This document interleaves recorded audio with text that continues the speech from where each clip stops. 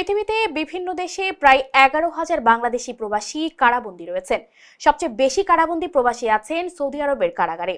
সেখানে প্রায় 6,000-এর মতো প্রবাসী কারাগারে রয়েছেন। সৌদির পরে সবচেয়ে বেশি কারাবন্দী রয়েছেন কাতার ও মালয়েশিয়ার কুয়ালালামপুরে।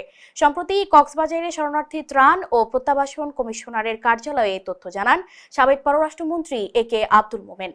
তিনি বর্তমানে পররাষ্ট্র মন্ত্রণালয় সম্পর্কিত সংসদীয় স্থায়ী কমিটির সভাপতি হিসেবে দায়িত্বরত আছেন।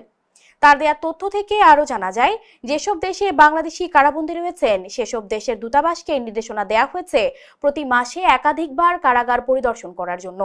তারা পরিদর্শন করে কারাবন্দীদের তথ্য সংগ্রহ করবেন এবং তাদের দেশে ছাড়িয়ে আনার বিষয়ে প্রয়োজনীয় ব্যবস্থা নেবেন।